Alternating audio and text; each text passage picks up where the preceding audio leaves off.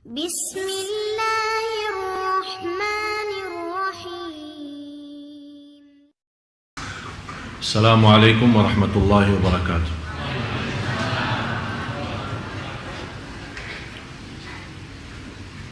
Alhamdulillahi rabbil alamin, wa ashhadu an la ilaha illallah wahdahu la sharika lahu waliyus salihin, wa ashhadu anna sayyidana wa nabiyyana Muhammadan abdullahi wa rasuluhus sadiqul amin. Allahumma salli wa sallim wa barik ala sayyidina Muhammad wa ala alihi wa sahbihi wa man tabi'ahum bi ihsanin ila yaumiddin. Subhanaka la ilma lana illa ma 'allamtana innaka antal alimul hakim. Maha suci Allah, saya tidak memiliki ilmu apa-apa, hanya saja apa yang diberikan oleh Allah subhanahu wa ta'ala. Alhamdulillah wa syukurillah atas segala nikmat yang telah diberikan oleh Allah subhanahu wa ta'ala. Dan menurut saya, khususnya jamaah Masjid Agung Sunda Kelapa telah mendapatkan banyak karunia dari Allah subhanahu wa ta'ala. Setiap waktu dan setiap saat kita bisa menikmati suasana dalam salat kita, suasana dalam ceramah kita, dan kita bisa merasakan kenikmatan di masjid saat kita beriktikaf. Dan mudah-mudahan semua amalan Bapak Ibu tidak ada yang sia-sia, dan mudah-mudahan semuanya menjadi mulia di sisi Allah subhanahu wa ta'ala. Dan saya yakin ini semua perjuangan Bapak Ibu selama kita sama-sama mempelajari agama di masjid yang sama-sama kita cintai, Masjid Agung Sunda Kelapa ini, yang insyaAllah senantiasa ma'mur, dan insyaAllah jamaahnya juga semakin insyaAllah barakah. Saya yakin semua memperjuangkan dakwah di masjid ini demi sama-sama kita mencintai Allah subhanahu wa ta'ala. Dan saya yakin tidak ada keraguan dalam hati anda semua yang hadir. Kalau ada orang bertanya, pasti akan anda menjawab dengan jawaban yang cukup jelas. Saya 100% dalam hati saya mencintai Allah subhanahu wa ta'ala. Dan saya juga tidak ada keraguan terhadap Bapak Ibu dalam hal ini. Tapi masalah cinta itu belum tentu seorang mencintai Allah, belum tentu berlakunya benar, dan belum tentu kehidupannya benar, belum tentu ibadahnya benar. Malah Rasulullah sallallahu alaihi wasallam bersabda, seorang hamba Allah 60 tahun salat, tapi selama 60 tahun tidak diterima salatnya. Ditanya oleh sahabat, ya Rasulullah, bagaimana bisa terjadi seorang 60 tahun tidak diterima salatnya? Kata Rasulullah sallallahu alaihi wasallam, li'annahu la yutimmu ruku'aha wala sujudaha, karena dia tidak berusaha maksimal untuk menyempurnakan rukuknya dan sujudnya. Dan kita lihat kondisi dan keadaan banyak di antara jamaah kita yang kita sayangi dan kita cintai. Banyak di antara jamaah terlalu keburu selesaikan salatnya, apalagi salat sunnah qabliyah ba'diyah, apalagi duha dan yang lain-lain. Kapan kira-kira saatnya kita bisa menikmati ibadah salat? Jangan sampai kita termasuk dalam ancaman hadis Rasulullah sallallahu alaihi wasallam, 60 tahun tapi tidak diterima oleh Allah subhanahu wa ta'ala salatnya. Na'udzubillah. Mudah-mudahan kita semua menjadi orang-orang yang bisa mendekatkan dirinya kepada Allah karena salat yang khusyuk, salat yang sempurna rukuknya dan sujudnya. Marilah kita sama-sama mempelajari dan masuki kepada amalan-amalan yang bisa membawa kita bukan hanya kita cinta Allah, tapi Allah subhanahu wa ta'ala juga mencintai kita semua. Karena mendapatkan kenikmatan dicintai Allah, ini sebuah kenikmatan yang cukup istimewa. Banyak orang yang dilalaikan, banyak orang yang tertipu oleh syahwat, hawa nafsu dan dunia. Walaupun dia punya target mencari ridha Allah subhanahu wa ta'ala dan menjadikan tujuan kehidupannya, qul inna salati wa nusuki wa mahyaya wa mamati lillahi rabbil alamin la syarika lah wa bidzalika umirtu wa ana minal muslimin. Jadi orang-orang yang sudah membaca ayat ini berkali-kali di dalam iftitah salatnya, ternyata dia tidak mendalami arti daripada doa ini. Dia tidak merasakan kekuatan doa ini dan tidak menikmati bagaimana bisa terwujud benar-benar inna salati wa nusuki wa mahyaya wa mamati lillah, semata-mata karena Allah, syukur karena Allah, sabar karena Allah, ikhlas karena Allah, salat karena Allah, bersedekah karena, silatul rahim karena. Di mana saja berada, selalu kita menjadikan diri kita dan kurbankan segala yang kita miliki karena Allah, baru akan terbentuk, akan Allah balas mencintai kita. Amalan-amalan yang pertama, orang-orang yang dicintai Allah subhanahu wa ta'ala, orang yang senantiasa membaca Al-Quran. Tapi bagaimana prinsip orang baca Al-Quran tapi dicintai Allah? Karena selama ini Bapak Ibu, saya yakin Anda semua suka baca Al-Quran. Malah ada yang saya kenal 1 minggu, 2 minggu kurang lebih khatam Al-Quran.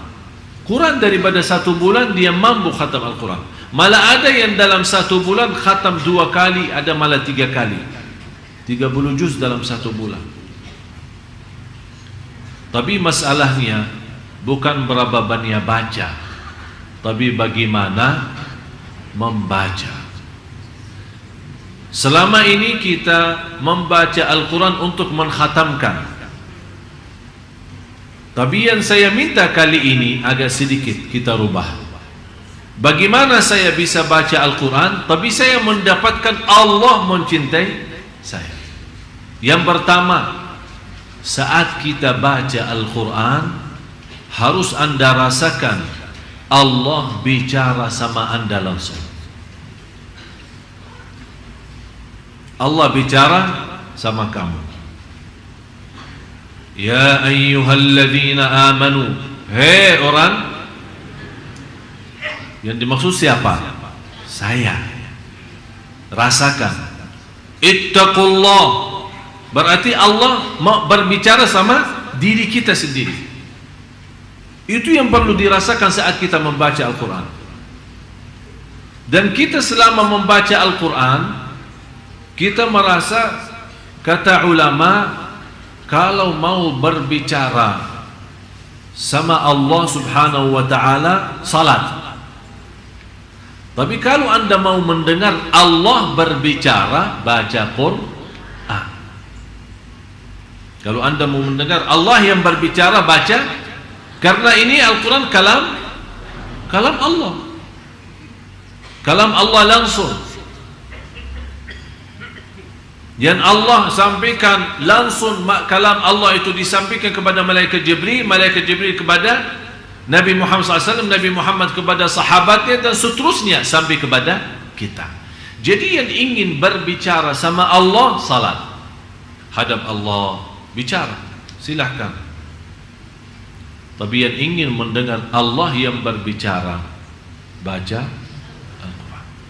Jadi saat Anda baca Al-Quran, Bismillahirrahmanirrahim, Anda rasakan mendengar kalam Allah. Jadi jangan Anda hanya membaca. Ada seorang membaca hanya lewat mata.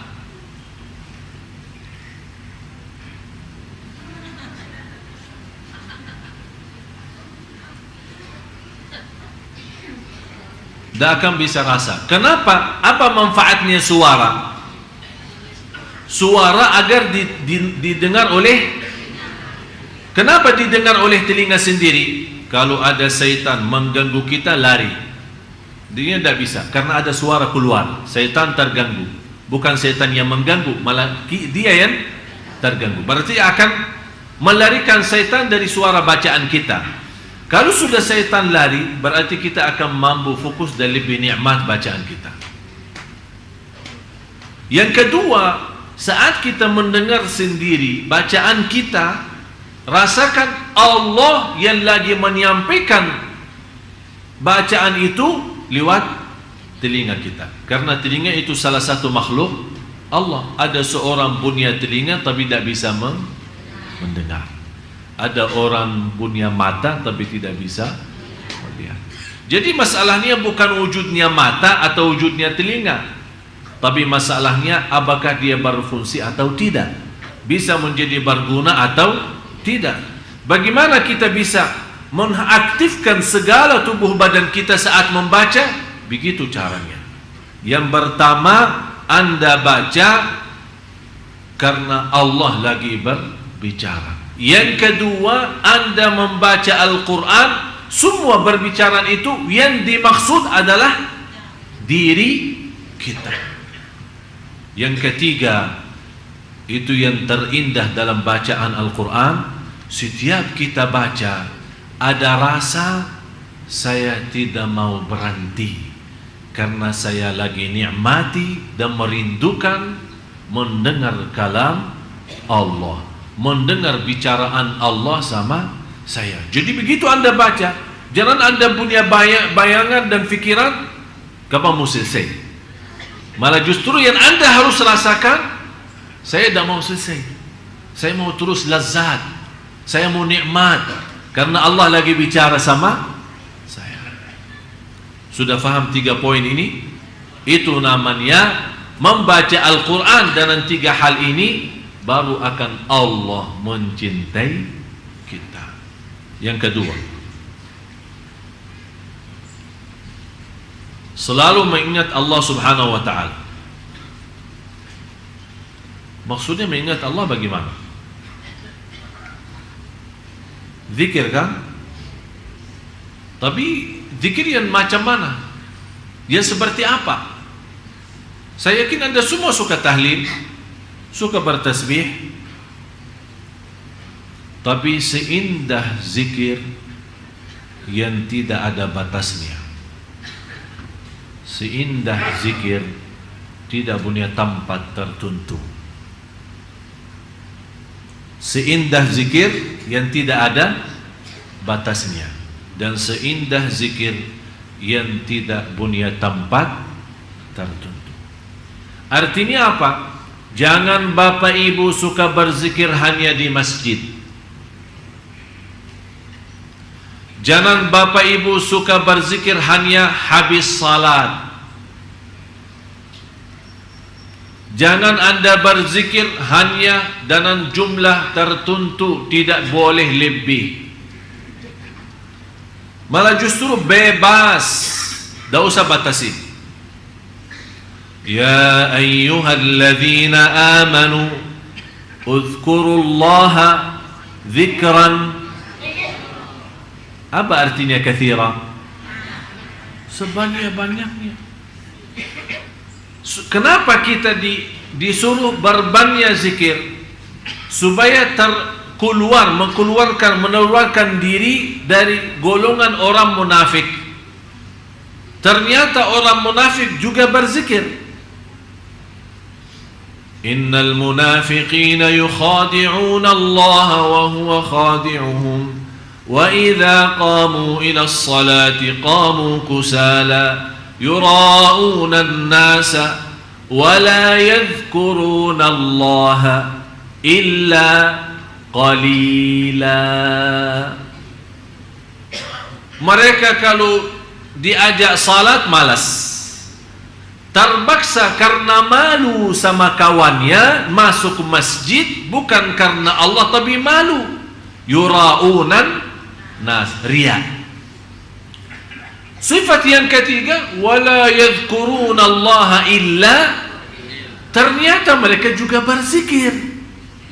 Wala yadhkuruna, kata Allah, mereka tidak berzikir kecuali sedikit. Berarti mereka berzikir. Supaya kita selamat dari sifat orang munafik, berarti harus kita lawan mereka, harus kita berbeda dengan mereka.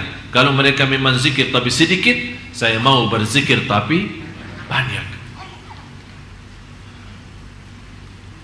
Coba bayangkan, saya pernah memberikan cara zikir, tapi selama 1 hari tidak boleh bicara dunia. Ingat kan? Tidak boleh bicara dunia. Subhanallah walhamdulillah wa la ilaha illallah wallahu akbar. Assalamualaikum, waalaikumsalam warahmatullahi wabarakatuh. Subhanallah walhamdulillah wa la. Mau kemana? Mau ke masjid. Subhanallah walhamdulillah wa la. Sudah makan belum? Subhanallah walhamdulillah. Jadi biasakan diri seperti itu. Tidak usah orang mendengar suara zikir kita, tapi kita mengaktifkan semua tubuh badan kita menjadi membawa cahaya zikrullah.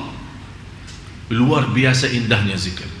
Bapak Ibu, zikir itu termasuk salah satu amalan sederhana, pahalanya di sisi Allah jauh lebih besar daripada haji, jauh lebih besar daripada salat sendiri.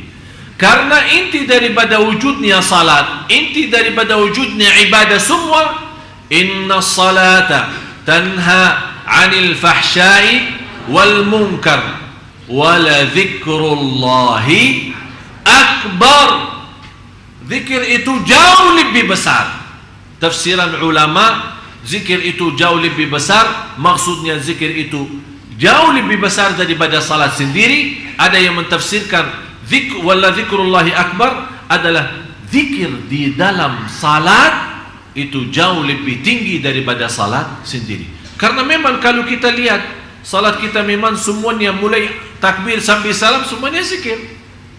Baca Quran zikir, Allahu Akbar zikir, doa zikir, rukuk dalamnya zikir, sujud dalamnya zikir. Berarti semuanya tidak terlepas dari zikir. Orang yang berangkat haji buat apa? Ujung-ujungnya mengagungkan Allah, membesarkan Allah. Labbaik Allahumma labbaik, labbaik la syarika laka labbaik, innal hamda wan ni'mata laka wal mulk la syarika lak. Ini semua bunyinya apa? Zikir. Berarti ternyata zikir itu mengatasi semua ibadah. Malah pahalanya jauh lebih besar daripada jihad fi sabilillah. Sampai Rasulullah SAW menjelaskan di hadis yang sahih, ala unabbiukum bi afdali a'malikum wa azkaha 'inda malikikum wa khairul lakum min infaqidh dhahabi wal warq wa khairun min an takhruju lil jihadi fi liqa'i aduwikum fayadribu a'naqakum wa tadribu a'naqahum. Ya Allah, panjang sekali hadis ini. Apakah kalian mau tahu? Saya memberikan amalan kepada kalian. Rasul ini berbicara sama sahabat. Saya akan memberikan amalan jauh lebih mulia di sisi Allah, jauh lebih baik daripada amalan yang lain, jauh lebih besar pahalanya daripada mensedekahkan emas dan perak dan mensedekahkan segala harta. Jauh lebih besar daripada menghadapi musuh saat perang, mereka membunuh kita atau kita membunuh mereka. Kaget sahabat, ini jihad, jihad lawan musuh. Apa saja amalan yang jauh lebih tinggi daripada itu semua? Rasul menjawab singkat saja, zikrullah, zikir kepada Allah. Fadhkuruni, tanda-tanda kita mencintai Allah, banyak sebut Allah. Kalau kita berbanyak sebut Allah, berarti kita akan termasuk orang yang akan Allah sebutkan nama kita. Fadhkuruni, Kalau kita menunggu Allah juga zikir kepada kita, bagaimana Allah zikir kepada kita? Kan fazkuruni, zikir kepada Allah. Azkurkum, zikir Allah kepada kita. Apa zikir Allah kepada kita? Akan Allah selalu ingat kepada kita, apapun kebutuhan kita, apa keperluan kita, apa keinginan kita, apapun hajat kita, akan Allah selalu ingat dan mengabulkan doa kita. Bisa Bapak Ibu? Hah? Bisa, insya. Jangan insya Allah bisa. Bisa, insya. Azam, nawaitu, sungguh-sungguh. Hari ini libur. Coba habis pulang dari sini, isi zikir. Dan juga subhanallah, saya kasih satu rahasia zikir sebelum kita lanjut yang ketiga. Saat Anda wudu, usahakan wudu sebelum salat kira-kira 10 atau 15 menit. Habis Anda wudu, kan ada tahiyatul masjid, atau kita di rumah sunnatul wudu kan, sambil menunggu azan nih, ada 10 menit atau 15 menit. HP-nya jauhkan. Ini sekarang kita punya masalah. Datang ke masjid bawa HP, i'tikaf bawa HP, imam bilang istau i'tadilu masih bawa HP. Padahal imamnya sebelum Allahu Akbar. Bapak Ibu yang membawa HP, mohon non aktifkan kalau tidak keberatan. Allah. Astagfirullahaladzim. Imamnya aja belum selesai Allahu Akbar sudah bunyi. Seolah-olah kita baru imam sudah sampai. Saya perhatiin kalau imam bilang istau i'tadulu agak cepat. Istau dulu luruskan saf. Tapi begitu dia sebut soal HP, dia membawa bahasa yang halus. Bapak Ibu yang membawa HP, mohon non aktifkan. Tapi kalau tahu tadi luruskan saf. Jadi cepat kalau tahu itu dulu. Begitu dia sebut kata HP, dia supaya kenapa? Kita mendengar. Apakah kita mau perlu menjadikan seorang imam seperti Umar bin Khattab? Bagaimana Umar bin Khattab kalau dia jadi imam? Tahu kan? Tahu luruskan saf. Beliau khalifah dan beliau juga imami salat 5 waktu. Tahu luruskan saf. Sebelum dia takbir, dia punya tongkat. Tongkat punya kepala besar. Dia putar dalam saf-saf jamaah. Kalau safnya belum lurus, dia tidak mau lagi luruskan karena dia sudah tadi bilang luruskan. Dia sekarang beriksa, mutar, tang langsung di kepala. Ya Allah. Habis itu yang sudah cukup lalai, begitu kata Amirul Mukminin, istau i'tadilu, dia sudah rasa sakitnya duluan. Padahal Amirul Mukminin belum memeriksa safnya, hanya istau i'tadilu dia sudah megang kepala duluan. Berarti sudah tahu. Apakah kira-kira perlu begini ya? Nanti saya minta sama pengurus satu tongkat di sini supaya setiap ini mutar-mutar lah sebelum kita takbir. Jadi jamaah sekalian, inilah namanya begitu Anda wudu sebelum azan 10 menit atau 15 menit, tinggalin semua dunia, HP semua tinggalin, terus isi zikrullah. Subhanallah, kalau kita bisa seperti ini, saya yakin salat kita jauh akan lebih baik. Karena kenapa zikir sebelum salat itu? Karena dia memberikan persiapan batin, bersih semua, HP jauh semua bersih. Jadi fikiran zikir. Yang dimegang tangannya boleh tasbih atau pakai jari sendiri. Terus zikir. Begitu sudah masuk Allahu Akbar, ikuti dengan suara azan, dan habis azan angkat tangan berdoa. Subhanallah indah. Belum ikamat, belum kita selesai sunnah qabliyah, kita sudah siap batin dengan cahaya zikir. Begitu masuk salat, waktu wajib kita, ternyata nikmat salat. Tolong amalan ini yang saya baru saja sampaikan, pertama kali saya sampaikan cara ini, saya mohon dipraktis dan diamalkan. Anda sendiri akan merasa, oh ternyata betul Yang ketiga,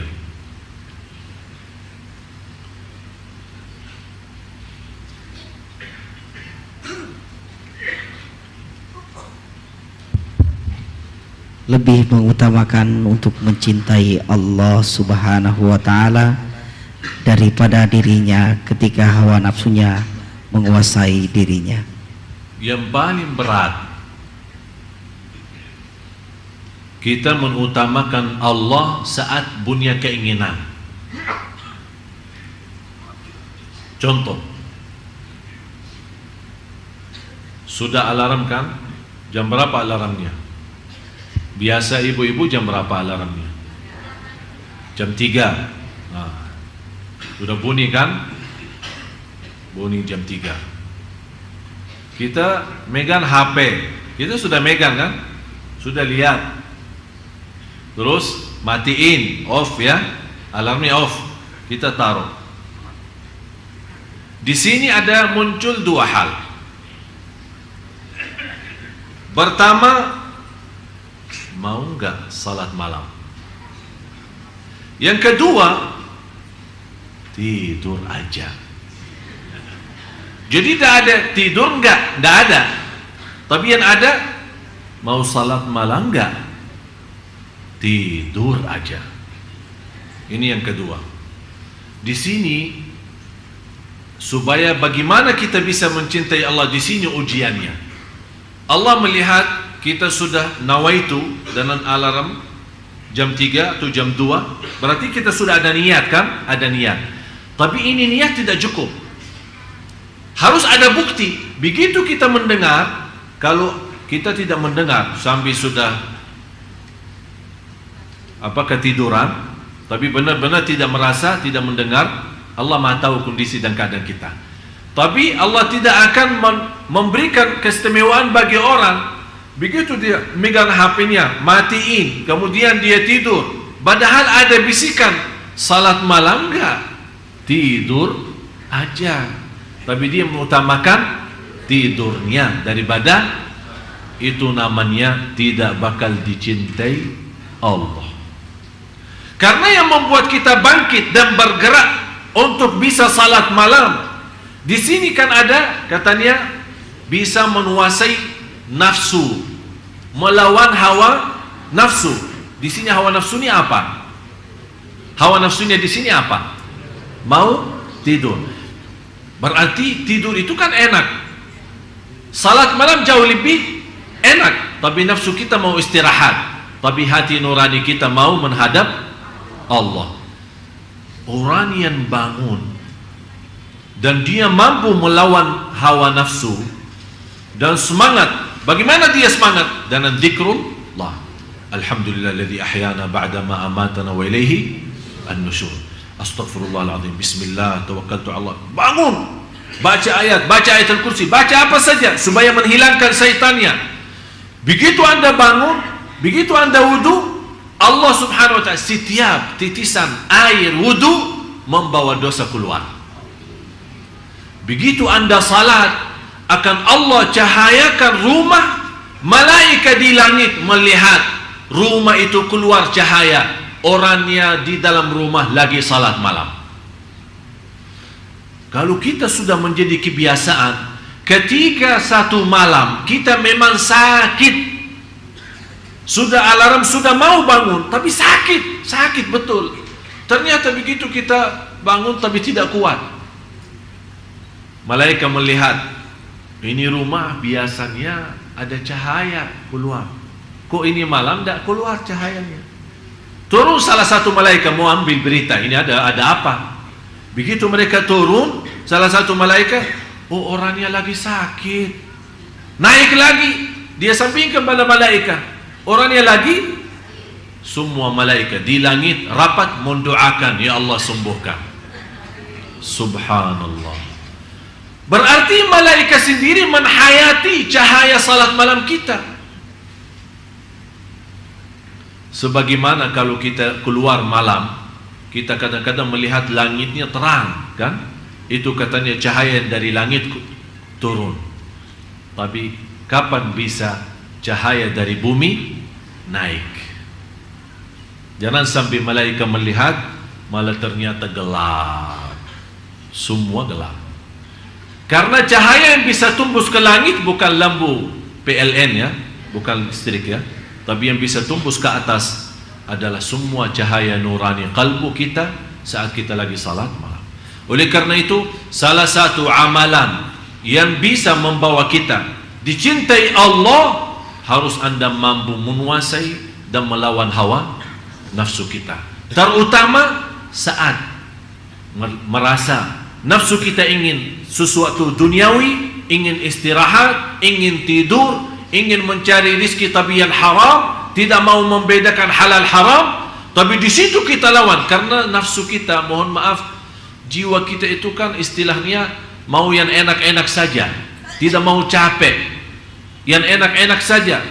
Tapi begitu kita lawan, bukan yang enak diri saya, tapi yang enak Allah. Apa yang dienak Allah, apa yang disenang oleh Allah, apa yang diridai oleh Allah. Di situ kita selalu menanamkan dalam jiwa kita adalah kekuasaan hanya di tangan Allah. Jangan sampai memberikan nafsu kita yang memiliki kekuasaan.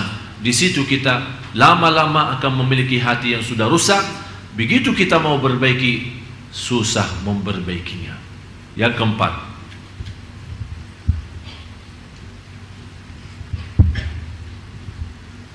memahami dan mendalami dengan hati tentang nama dan sifat-sifat Allah. Allahu Akbar. Rata-rata jamaah kita sudah hafal Asmaul Husna. Hafal enggak? Hafal. Bisa rasakan artinya enggak? Hah? Rasulullah sallallahu alaihi wasallam bersabda di hadis yang sahih, "Inna lillahi 99 isma, man ahsaha dakhala al-jannah." Allah mempunyai 99 nama. Barang siapa yang menguasinya, yang menghafalnya, yang menamalkan isinya, yang mempelajarinya, yang mendalaminya, itu kata ahsaha. Jadi termasuk di dalamnya menghafal, menamalkan, memahami, menhayati, merasakan, menikmati, merasa lazat saat sebut nama-nama Allah yang namanya Asmaul Husna. Dan bisa lewat Asmaul Husna kita memohon kepada Allah Subhanahu wa ta'ala. Di situ kita akan baru merasa keagungan Allah dalam hati kita semakin bertambah. Sayang kita sama Allah semakin tinggi, cintaan kita semakin mulia. Begitu juga saat kita berdoa kepada Allah lewat Asmaul Husna, perhatiin, Ar-Rahman irhamni, Razzaq urzuqni, Ghafar ighfirli. Jadi kita saat kita saking sudah memahami, jangan Anda berkata, Ya Rahman urzuqni. Oh ya Rahman urzuqni, Ya Razzaq urzuqni, Ya Karim muliakan, Ya Ghafur ampuni, Ya Rahman rahmati. Jadi Anda sudah memiliki pemahaman Asmaul Husna sampai Anda bisa meminta dengan Asmaul Husna sesuai arti dan makna. Faham Bapak Ibu? Itu namanya. Barang siapa yang mampu menghafal, memahami, menhayati, dan sampai dia bisa berdoa kepada Allah lewat Asmaul Husna, kata Rasulullah dijanjikan akan masuk surga Allah Subhanahu wa ta'ala. Jadi mulai dari hari ini, kalau kita baca Asmaul Husna, lebih baik setiap hari kita bawa satu nama, tapi kita bisa mengerti apa isinya dan apa dalamnya. Faham Bapak Ibu? Yang kelima, kepasrahan hati di hadapan Allah Subhanahu wa ta'ala. Bagaimana pasrah hati? Maksudnya keluarin hati dari dada kita terus kasih ke Allah. Apa itu pasrah hati? Hah? Intinya begini, dalam ibadah dalam mencari rezeki. Saat kita makan, saat kita tidur, saat kita jalan menuju ke masjid, saat kita berjalan mencari nafkah, saat kita di mana saja berada, hati kita selalu merasa tidak punya upaya dan tidak punya daya untuk melaksanakan sesuatu kecuali dengan Allah. Terwujud benar-benar la haula wala quwata illa billah. Dan pasrah yang tertinggi adalah pasrah kalbu. Istilah lain, tawakal yang tertinggi tawakal kalbu. Maksudnya apa tawakal kalbu? Saat kita keluar rumah, doanya apa? Bismillah tawakkaltu ala Allah la haula wala quwata illa billah. Ini ucapan cukup tinggi, ucapan cukup sempurna. Tinggal apa? Ucapan lidah sudah baik, tinggal hati. Jangan sampai pas kita keluar rumah, Bismillah tawakkaltu ala Allah la haula wala quwata illa billah, tapi di dalam hati masih merasa alhamdulillah saya sehat, masih muda, saya bisa berlaku sesuatu. Ini bicara sama siapa? Sama hati. Yang seharusnya memantapkan ucapan ini, Bismillah tawakkaltu ala Allah la haula wala quwata illa billah, bukan hanya lidah yang mengucapkan, tapi hati juga ikut mengucapkannya. Pasrah total lahir batin, Allah segalanya, kun fayakun. Begitu Anda keluar membawa doa keluar rumah, Anda merasa ya Allah, memang saya sudah berikhtiar berdoa, tapi segalanya di tangan-Mu ya Allah. Pasrah dan yakin, saya kemana saja pergi akan Allah menjadikan hati saya hari ini buas iman, mendapat rezeki dan kecukupan, dan senantiasa diterima segala amal dan perjuangan. Yang keenam, melihat kebaikan dan nikmatnya baik yang lahir maupun yang batin. Salah satu yang bisa Anda mendapatkan dicintai Allah, harus Anda selalu mengingat nikmat Allah. Fikirkan nikmat-nikmat Allah kepada kita. Wa amma bi ni'mati rabbika fahaddits. Yang kita selalu lupa, kita sibuk mensyukuri nikmat, tapi lupa mensyukuri yang memberikan nikmat. Kita sibuk menikmati nikmat, tapi kita lupa mensyukuri yang memberikan nikmat. Kita sibuk untuk menghadapi cobaan, tapi kita lupa minta tolong dari yang memberikan cobaan. Jadi selalu kita bayangkan, jangan Anda melihat posisi ujian. Kenapa manusia dinamakan dalam Al-Quran, innal insana ladzalumun kafar wa in ta'uddu ni'matallahi la tuhsuha innal insana ladzalumun kafar. Sungguh manusia amat zalim dan amat kafir. Amat zalim apa? Dia menggunakan nikmat yang telah diberikan oleh Allah yang tidak mampu dihitung. Dia menggunakan nikmat itu untuk menzalimi dirinya. Yang kedua, dia sangat kafir. Dia tidak mensyukuri Allah dan merasakan kemuliaan yang telah diberikan oleh Allah lewat nikmat-nikmat itu. Berarti dia mengkafirkan nikmat. Dia berkufur terhadap nikmat. Dinamakan oleh ulama kufrun ni'mah, kufur nikmat. Jadi Anda sebelum melihat sisi cobaan, yang seharusnya Bapak Ibu Anda melihat sisi kenikmatan. Bunya mata masih bisa melihat Al-Quran, bunya lidah masih bisa menyebut nama Allah, bunya telinga masih bisa mendengar azan dan kalam-kalam yang baik. bicara-bicara yang baik. Anda masih punya kaki bisa berlangkah-langkah menuju ke masjid silaturrahim dan kemana-mana mencari nafkah dan rezeki yang halal. Anda masih punya nafas yang bisa menaturkan nafasnya untuk Allah subhanahu wa ta'ala. Saya bertemu beberapa hari lalu seorang ibu sudah usia 90 tahun, sakit, tidak bisa bergerak. Begitu saya datang silaturahim, saya bertanya, bagaimana bu keadaannya? Dia menjawab, alhamdulillah. Tapi dalam kata alhamdulillah benar-benar tersentuh hati saya. Saya bilang, ibu alhamdulillah atas apa? Ibu lagi sakit, sakitnya parah dan tidak bisa bergerak. Dia menjawab, alhamdulillah masih bunya 3. Bunya hati terisi iman, bunya lidah menyebut nama Allah, bunya akal masih bisa sadar siapa diri saya terhadap Allah.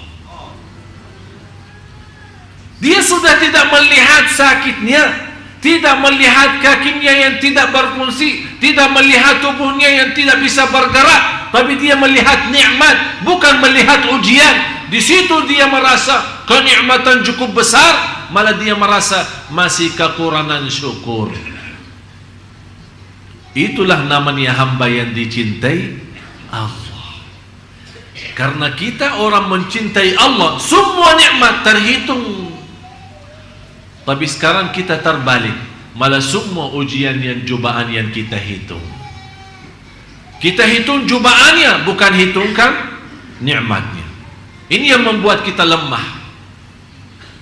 Wa amma bi ni'mati rabbika fahaddits. Oleh karena itu jamaah sekalian, begitu Anda diuji Allah, jangan lihat apa itu ujiannya, tapi lihat berapa masih tersisa nikmat yang lain.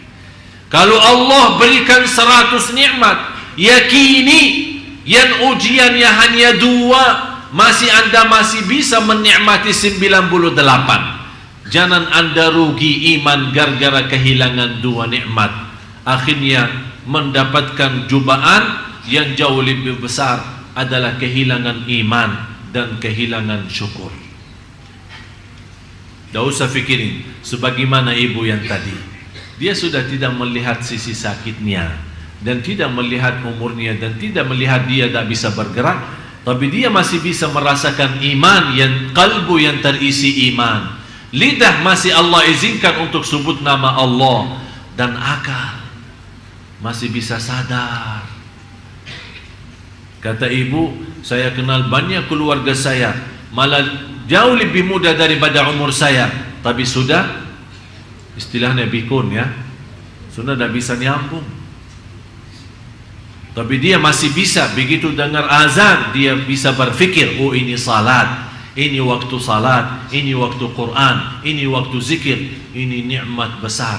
Begitu dia merasa nikmat seperti ini, walaupun dia merasa hanya memiliki 3 dibanding ujian, ternyata 3 itu jauh lebih besar, memberikan keringanan menghadapi cobaan dan ujian.